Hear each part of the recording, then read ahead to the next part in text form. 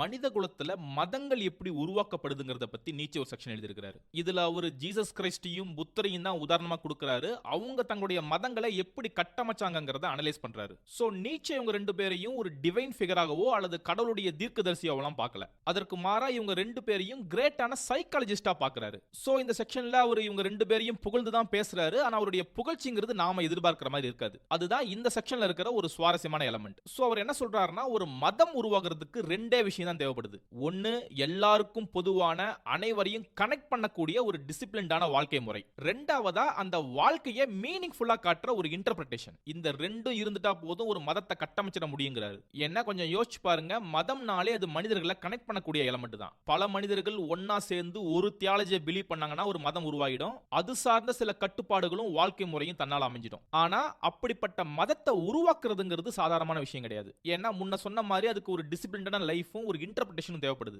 ஆனா இங்க நீச்சே என்ன சொல்றாருன்னா, ஒரு மத தலைவர் ஒரு மதத்தை உருவாக்குறதுக்கு புதுசா எந்த ஒரு வழியவோ அல்லது டிசிப்ளின்டு லைஃபையோ உருவாக்க தேவையில்லைங்கிறாரு. ஏன்னா அந்த மத தலைவர் வர்றதுக்கு முன்னாடில இருந்தே மக்கள் ஆல்ரெடி சில டிசிப்ளின்டு லைஃப்ல வாழ்ந்துட்டு இருப்பாங்க. ஆனா கிராண்ட் ஸ்கேல்ல பார்க்கும்போது அந்த மக்களுடைய வாழ்க்கைங்கிறது ஒரு பிளாட்டான லைஃப் ஸ்டைல் தான். ஏன்னா ஒவ்வொருத்தரும் அவங்களுடைய வழியில தங்களுடைய சூழ்நிலைக்கு ஏற்ற மாதிரி வாழ்ந்துட்டு இருப்பாங்க. சோ அங்க மிஸ் ஆகிற எலிமெண்ட் எதுனா, தன்னையும் பக்கத்துல இருக்கிறவனையும் எது கனெக்ட் பண்ணுதுங்கிற புரிதல் இல்லாம இருக்கிறது தான். சோ இந்த பாயிண்ட் வரைக்கும் அவங்களுடைய வாழ்க்கைங்கிறது ரிலிஜனுக்குள்ள வராது. ஆனா ஒரு மதம் எப்ப உருவாகும்னா, ஒரு மத தலைவர் இந்த மக்களுடைய வாழ்க்கை மேல ஒரு இன்டர்பிரேஷனை கொடுத்தா உருவாகும். இந்த இடத்துல தான் புத்தர், ஜீசஸ் இவங்களுடைய ஜீனியஸ் மைண்ட்ங்கிறது நமக்கு வெளிப்படுது. ஏன்னா இவங்க என்ன பண்றாங்கன்னா, பல வழியில பறந்து விரிஞ்சிருக்கிற மக்களுடைய வாழ்க்கையில அவங்கள கனெக்ட் பண்ற ஒரு காமன் பேட்டர்னை கண்டுபிடிக்கிறாங்க. சோ இத நீச்சே எப்படி பியூட்டிஃபுல்லா சொல்றாருன்னா, they are seeing, selecting, guessing and interpreting. அதாவது அந்த மத தலைவர்கள் மக்களுடைய வாழ்க்கைக்கு நடுவில் இருக்கிற காமன் பேட்டர்ன்ஸை பார்க்கறாங்க.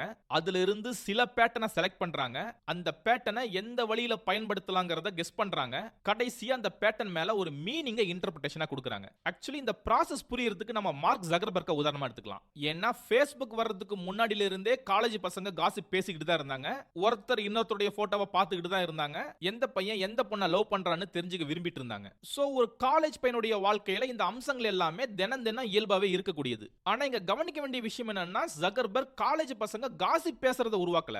ஏன்னா காசிப் பேசுறதுங்கிறது காலங்காலமா இருக்கிற ஒண்ணு. ஆனா அவருடைய ஜீனியஸ் மைண்ட் எங்க இருக்குன்னா, பல அம்சங்கள் நிறைஞ்ச பசங்களுடைய வாழ்க்கையில காசிப்ங்கிற ஒரு எலிமெண்ட் அவர் பார்க்கறாரு. அதை அவர் செலக்ட் பண்றாரு. அதை எந்த வகையில பயன்படுத்திக்க முடியுங்கிறத கெஸ் பண்றாரு. கடைசியா Facebookங்கிற பிளாட்ஃபார்மை உருவாக்கி அதுல நடத்தப்படுற உரையாடல்களுக்கு பில்டிங் கம்யூனிட்டின்னு இன்டர்பிரேஷன் கொடுக்கறாரு. சோ அவருடைய கெஸ்ஸிங் சரியா இருந்ததுனால Facebookங்கிறது பில்லியன் டாலர் எம்பேரா மாறிடுச்சு. அப்ப ஜக்கர்பர்க்கு முன்னாடில இருந்தே மக்கள் காசிப் பேசிக்கிட்டு தான் இருக்காங்க. ஆனா அதை எப்படி இணைக்கணுங்கிற மெத்தட் தான் உங்களுக்கு தெரியல. அதை இவர் கண்டுபிடிச்சு அழகா ஃப்ரேம் பண்ணதுனால தான் கோடிக்கணக்கான மக்கள் ஒரு ஆப் வழியா இணையறாங்க. இப்ப கிட்டத்தட்ட இதே வேலையை தான் ஒரு ரிலிஜியஸ் ஃபவுண்டருமே பண்றாரு. அவர் புதுசா எந்த ஒரு வாழ்க்கை முறையும் உருவாக்குறது இல்ல. அதற்கு மாறா இருக்கிறதுக்கு நடுவுல ஒரு கனெக்ஷனை கண்டுபிடிக்கிறாரு. அந்த கனெக்ஷனை ப்ரோமோட் பண்ணி அதுக்கு மேல ஒரு மீனிங்கை இன்டர்பிரேஷனா கொடுக்கிறாரு. இப்ப இங்க நீச்சே இந்த இன்டர்பிரேஷன் தான் ரொம்ப ரொம்ப முக்கியமானதுன்னு வலியுறுத்துறாரு. ஏன்னா இந்த இன்டர்பிரேஷன் தான் ஒரு மனுஷனுடைய வாழ்க்கைக்கு மீனிங்க கொடுக்குது.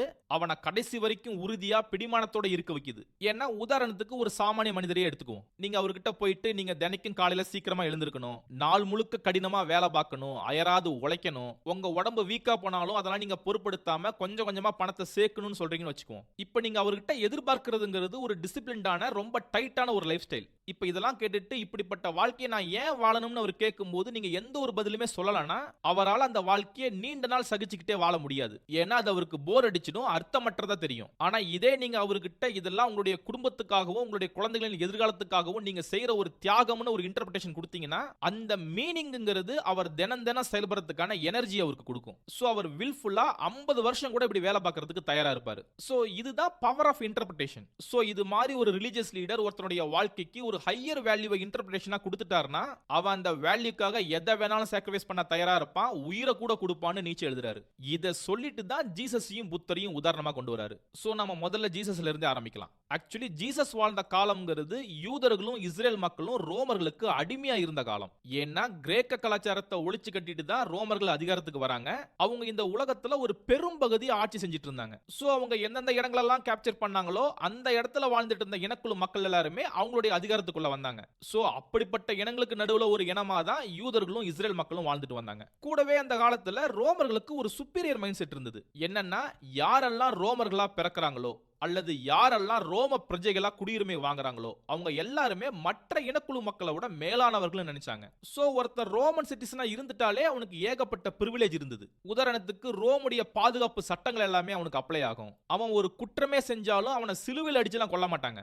ஏன்னா சிலுவை மரணம்ங்கிறது ரோமர்களை பொறுத்த வரைக்கும் ஒரு அவமான சின்னம். அதனாலதான் அடிமைகளையும் மற்ற இனத்துல வாழ்ந்த குற்றவாளிகளையும் தான் சிலுவையில் தூக்கி போட்டாங்க. அதற்கு மாறா ஒரு ரோமன் சிட்டிசன் குற்றம் பண்ணிட்டானா அவனை அதிகமா கொடுமைப்படுத்தாம ரொம்ப சிம்பிளா தலையை துண்டிச்சிடுவாங்க. ஏன்னா அது ஒரு ஹானரபிளான டெத். அதே மாதிரி ஒருத்தன் ரோமன் சிட்டிசன் தெரியாம போலீஸ் அவனை அரெஸ்ட் பண்ணும்போது அவன் மட்டும் தன்னுடைய கைகளை தூக்கி சீசருக்கு அபயமிடுகிறேன்னு சொல்லிட்டானா அவன் கேஸ கோர்ட்ல விசாரிக்காம அவன் மேல கையை வைக்க மாட்டாங்க. சோ பேசிக்கலி ரோமர்கள்லாம் ஒரு விதமா ட்ரீட் பண்ணப்பட்டாங்க, மற்ற மக்கள்லாம் வேற விதமா ட்ரீட் பண்ணப்பட்டாங்க. அப்ப ஆபியஸா அங்க அப்ரஸ்ட் வெர்சஸ் அப்ரஸர்ங்கிற நெரேட்டிவ் செட் ஆக ஆரம்பிச்சது. சோ ரோமர்கள் தங்களை எலைட்டாகவும் மற்ற மக்கள் தங்களை ஒரு லோ கிளாஸ் பீப்புளாகவும் ஃபீல் பண்ணாங்க. சோ இப்படி இருந்த காலகட்டத்தில் தான் ஜீசஸ் ஒரு யூதரா பிறந்து யூதரா வளர்ந்து யூதர்களுடைய நிலைமையை பார்க்கிறாரு. அவருடைய காலத்துல யூத மக்கள் பெரும்பாலும் ஏழ்மையில தான் இருந்தாங்க.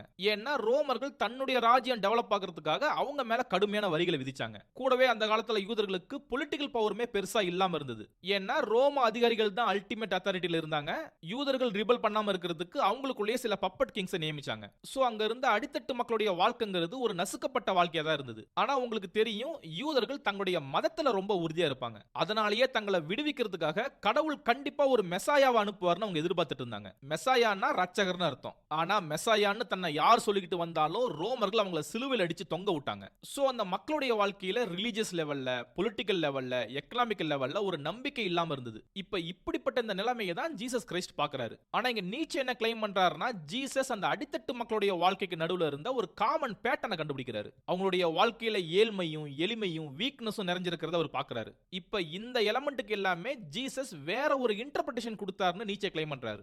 ஏன்னா நீச்சேவுடைய பார்வையில இருந்து பார்த்தா கிறிஸ்துவ மதம்ங்கிறது தாழ்மையை வீக்னஸா காட்டாம அதை ஒரு விர்ச்சுவா காட்டுச்சு. அதே மாதிரி சஃபரிங்க மீட்புக்கான பாதையா போர்ட்ரே பண்ணுச்சு. கூடவே இந்த உலக வாழ்க்கையை விட பரலோக வாழ்க்கை தான் முக்கியம்னு வலியுறுத்திச்சு. ஆனா எதை அடிப்படையா வச்சு நீச்சே இதை கிளைம் பண்றாருன்னு கேட்டா, ஐ திங்க் ஜீசஸ் உடைய மலை பிரசங்கத்தை பேஸ் பண்ணி தான் இந்த பாயிண்ட முன்வைக்கிறதா நான் பார்க்கறேன். ஏன்னா ஜீசஸ் முதல்ல தன்னுடைய ஊழியத்தை ஆரம்பிக்கிறப்ப மலை மேல ஏறி நின்னு மக்களுக்கு உபதேசம் பண்ணுவாரு. அந்த பிரசங்கம்ங்கிறது உலக பிரசித்தி பெற்றது. ஆக்சுவலி இந்த பாயிண்ட் நீங்க கொஞ்சம் நல்லா ஞாபகம் வச்சுக்கோங்க. ஏன்னா இதுக்கும் நீச்சேவுடைய ஜரதோஸ்ட்ரா கேரக்டருக்கும் ஒரு சம்பந்தம் இருக்கு. அது என்னன்னு நம்ம இந்த சீரிஸ் உடைய லாஸ்ட் வீடியோல பார்க்கலாம். எனிவேஸ் ஜீசஸ் இந்த மலை பிரசங்கத்துடைய ஆரம்பத்துல 8 ஃபேமஸான வரிகள் சொல்லுவாரு. அதுல முதலாவதா ஆவியில் எளிமையுள்ளவர்கள் பாக்கியவான்கள், பரலோக ராஜ்யம் அவர்களுடையதுன்னு சொல்லுவாரு. சோ ஐ திங்க் நீச்சே அதை எப்படி கனெக்ட் பண்றாருன்னா, கிரவுண்ட் ரியாலிட்டில மக்கள் ஏழ்மையிலையும் எளிமையிலையும் இருக்காங்க. ஆனா அதுக்கு ஜீசஸ் எப்படி இன்டர்பிரேஷன் கொடுக்கறாருன்னா, நீங்க உங்க ஸ்பிரிட்ல போரா இருந்தீங்கன்னா கிங்டம் ஆஃப் ஹெவனே உங்களுடையதுங்கிறாரு. அதே மாதிரி துயரப்படுகிறவர்கள் பாக்கியவான்கள், அவர்கள் ஆறுதல் அடைவார்கள் சொல்றாரு. சாந்த குணமுள்ளவர்கள் பாக்கியவான்கள், அவர்கள் பூமியை சுதந்திரிப்பார்கள் சொல்றாரு. சோ இப்போ இங்க பாத்தீங்கன்னா ரியாலிட்டில மக்கள் துயரத்தில் இருக்காங்க. ரோமர்களை எதிர்த்து சண்டை போட முடியாம கூனி குறுகி உட்கார்ந்து இருக்காங்க. ஆனா அப்படிப்பட்ட மக்களை பார்த்து துயரப்படுகிறவனும் சாந்த குணம் உள்ளவர்களும் பாக்கியவான்கள்னு சொல்றாரு. சோ இந்த கான்ட்ராஸ்ட் தான் நீச்சே மீன் பண்றாரு.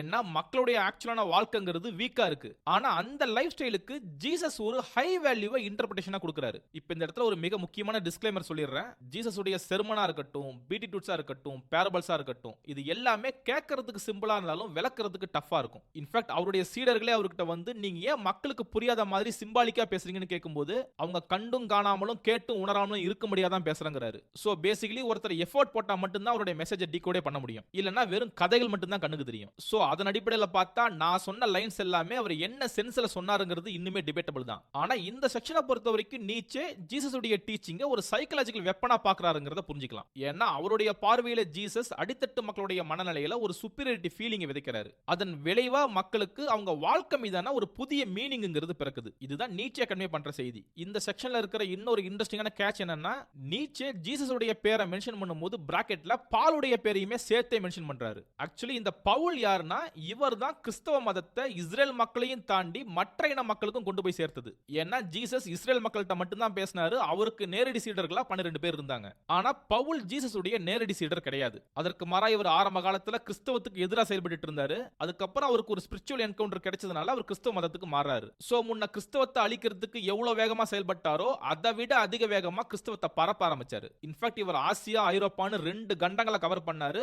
மிக குறிப்பா ஐரோப்பால கிறிஸ்தவம் வளர்றதுக்கு இவர் மிக முக்கியமான காரணம். இன்னும் சொல்ல போனா நீச்சேவை பொறுத்த வரைக்கும் ஜீசஸை விட பால் தான் கிறிஸ்தவத்தை ஒரு மதமா கட்டமைச்சவர். ஏன்னா அவர் தான் ரோமன் எம்பையருக்கு கீழே இருந்த மற்ற எல்லா இன மக்களுக்குமே ஜீசஸை ஒரு கடவுளா கொண்டு போய் சேர்த்தாரு. சோ இப்ப நீச்சேவை பொறுத்த வரைக்கும் ஜீசஸ் ஜீசஸ் இஸ்ரேல் மக்கள்ல இருந்த அடித்தட்டு மக்களை கவர் பண்ணார்னா, பால் தான் ரோமன் எம்பையர்ல இருந்த மற்ற எல்லா அடித்தட்டு மக்களையுமே கவர் பண்ணாரு. சோ அப்ப ஜீசஸ் ஒரு சைக்காலஜிக்கல் ஃபார்முலாவை கண்டுபிடிச்சாரு. ஆனா அந்த ஃபார்முலாவை பால் தான் எல்லா மக்களுக்கும் ஸ்ப்ரெட் பண்ணாரு. சோ அப்ப ஓவராலா எப்படி புரிஞ்சுக்கலாம்னா, ஜீசஸும் பாலும் அடித்தட்டு மக்களுடைய மனசுல இருந்த வீக்னஸ் ஒரு சுப்பீரியர் ஃபீலிங்கா மாத்தி வர்றாங்க. அதன் விளைவா கிறிஸ்தவம் எப்படி மாறுதுன்னா, வீக்னஸ் நல்லதாகவும் ஸ்ட்ரென்த் ஈவிலாவும் போர்ட்ரே பண்ற மதமா மாறுது. இப்ப இந்த இடத்துல தான் ரோமர்களுடைய ஐடியாஸுக்கும் கிறிஸ்டியன்ஸுடைய ஐடியாஸுக்கும் கிளாஷ் ஆகுது. ஏன்னா ரோமர்கள் ஸ்ட்ரென்த்தையும் பவரையும் செலிப்ரேட் பண்ணாங்க, மற்ற மக்களுக்கு பயத்தை காட்டி அவங்கள ரூல் பண்ணிட்டு இருந்தாங்க. ஆனா கிறிஸ்டியானிட்டி வீக்னஸுக்கு ஒரு புதிய இன்டர்பிரேஷன் கொடுத்ததுனால அதன் விளைவா மக்களுக்குள்ள ஒரு சைலண்ட் ஃபெனட்டிசிசம் ஃபார்ம் ஆக ஆரம்பிச்சதுன்னு நீச்சே எழுதுறாரு. ஃபெனட்டிசிசம்னா உங்களுக்கு தெரியும், மதவெறின்னு அர்த்தம்.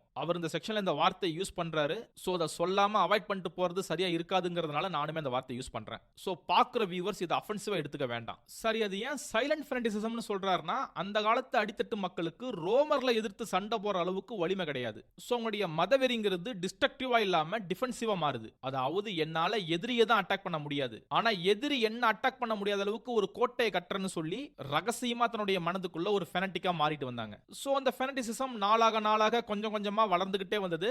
அது ஒரு ஸ்டேஜ்ல இந்த உலகத்தையே கவிழ்த்திடுச்சுன்னு எழுதுறாரு. இந்த இடத்துல ஒரு உலகம்னு எதை மீன் பண்றாருன்னா, ரோமன் எம்பையர் தான் மீன் பண்றாரு. ஏன்னா இந்த ஓவரால் ப்ராசஸையுமே நீச்சே எப்படி பார்க்கறாருன்னா, ரோம மேல்தட்டு மக்களுக்கும் அவங்க ஆட்சியில் இருந்த கீழ்த்தட்டு மக்களுக்குமான போரா தான் பார்க்கறாரு. சோ நெரேட்டிவ் எப்படி போகுதுன்னா, பலவிதமான மக்கள் தனித்தனியா ஒரு வீக்கான லைஃபை வாழ்ந்துட்டு இருக்காங்க. ஆனா ஜீசஸும் பாலும் அந்த மக்களுக்கு நடுவுல இருந்த கனெக்டிங் பேட்டர்னை பார்த்து அதை செலக்ட் பண்ணி அதுக்கு ஒரு இன்டர்பிரேஷன் கொடுக்கறாங்க. அதன் விளைவா அவங்க எல்லாருமே ஒரு குடையின் கீழ் வராங்க. அவங்க வாழ்க்கைக்கு ஒரு புதிய அர்த்தம் கிடைக்குது. சோ இதனால கிறிஸ்தவம் வளர ஆரம்பிக்குது, கிறிஸ்தவர்கள் பெருக ஆரம்பிக்கிறாங்க. ஆனா இந்த வளர்ச்சியை பார்த்து ஒரு பாயிண்ட் ஆஃப் டைம்ல ரோமர்கள் கிறிஸ்தவர்களை அழிக்க ஆரம்பிக்கிறாங்க. ஆனா இங்க ஆச்சரியம் என்னன்னா, ரோமர்கள் கிட்ட ரிலிஜியஸ் டாலரன்ஸ்ங்கிறது அதிகமாவே இருந்தது.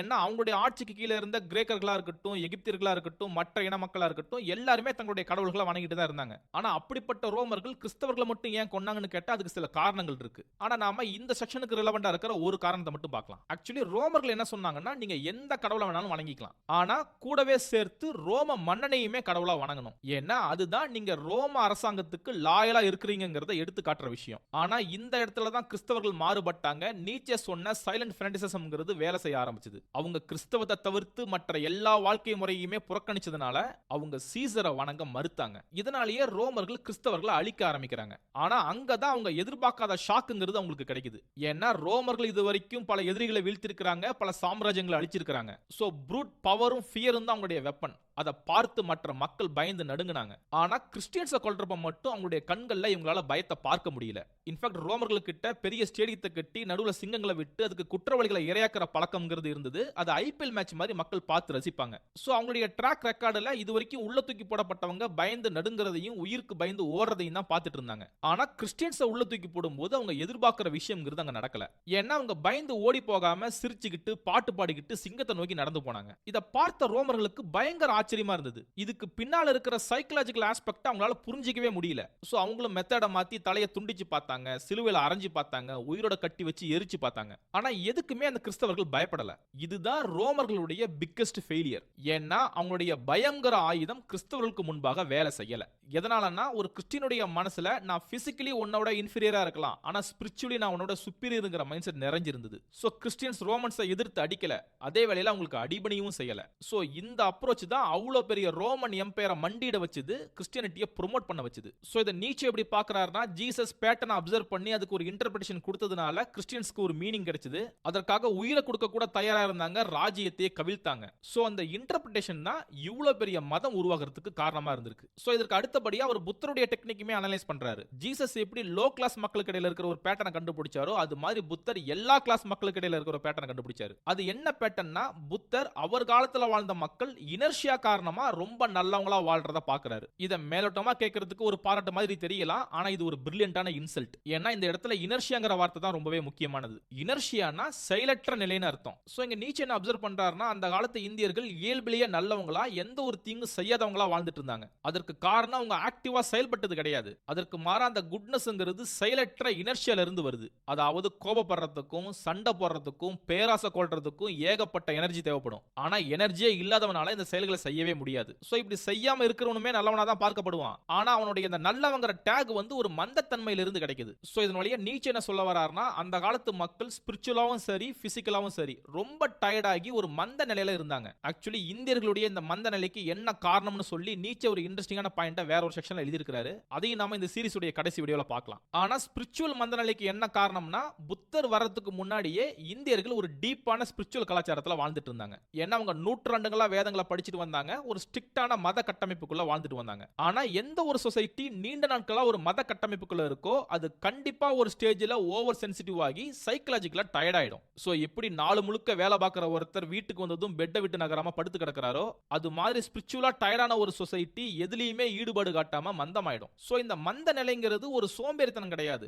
அதற்கு மாறா ஒரு உச்சபட்ச சோர்வு நிலை. இந்த சோர்வின் காரணமா வேலை செய்ய பிடிக்காது, பணம் சம்பாதிக்க பிடிக்காது, பவருக்காக சண்டை போடுறது பிடிக்காது. அதற்கு பதிலா எல்லாத்தையும் விட்டுட்டு ஒதுங்கி போற மைண்ட் செட் தான் இருக்கும். இப்ப அப்படிப்பட்ட நிலைமையில தான் புத்தர் காலத்து இந்தியர்கள் இருந்தாங்க. சோ அவங்களுடைய மனசுங்கிறது இந்த களைப்புல இருந்து விடுவிக்கிற ஒரு ஓய்வுக்காக ஏங்கிட்டு இருந்தது. இப்ப இப்படிப்பட்ட காலத்துல தான் புத்தர் வராரு. அவர் இந்தியர்களை கனெக்ட் பண்ற இந்த இனர்ஷியாங்கிற பேட்டர்னை பார்க்கறாரு. அவர் என்ன கண்டுபிடிக்கிறாருன்னா, இந்த மக்கள் புரட்சியை எதிர்பார்க்கல, பவரை எதிர்பார்க்கல, அட்வென்ச்சரை எதிர்பார்க்கல, அதற்கு பதிலா ரெஸ்ட்டை எதிர்பார்க்கறாங்கன்னு கண்டுபிடிக்கிறாரு. சோ பயங்கர களைப்புல இருந்த அவங்களுக்கு ரொம்பலாம் யோசிக்காத, ரொம்பலாம் ஆசைப்படாத, ரொம்பலாம் வேலை செய்யாத, ஜஸ்ட் ரெஸ்ட்னு சொல்ற ஒரு மதம் தேவைப்பட்டது. அந்த மதத்தை தான் புத்தர் கட்டமைச்சாரு. சோ அவங்களுக்குள்ள இருந்த மந்தத்தன்மையை கண்டுபிடிச்சு புத்தர் அதுக்கு ஒரு இன்டர்பிரேஷன் கொடுக்கிறாரு. என்னன்னா, ஆசை அல்லது வேட்கை தான் துன்பத்திற்கு காரணம். அதை துறக்கிறதன் மூலமா நிர்வாண நிலையை அடைய முடியும். அதன் விளைவா மறுபிறவி சுழற்சியிலிருந்து நீங்க முடியும். இதுதான் அவருடைய ஸ்பிரிச்சுவல் கான்செப்ட். ஆனா இங்க நீச்சே என்ன அப்சர்வ் பண்றாருன்னா, இந்த நிர்வாணா சம்சாரங்கிற கான்செப்ட்லாம் புத்தர் கொடுத்த இன்டர்பிரேஷன். ஆனா அது மறைமுகமா என்ன ஆஃபர் பண்ணுதுன்னா, வேலையில இருந்தும் உலக பொறுப்புகள்ல இருந்தும் எஸ்கேப் ஆகிற வழி ஆஃபர் பண்ணுது. ஏன்னா சோர்வுல இருந்த மக்கள் அதை தான் எதிர்பார்த்தாங்க. அந்த எண்ணத்துக்கு புத்தர் ஒரு ஹையர் வேல்யூவை வச்சு ஒரு புதிய விளக்கத்தை கொடுத்தாரு.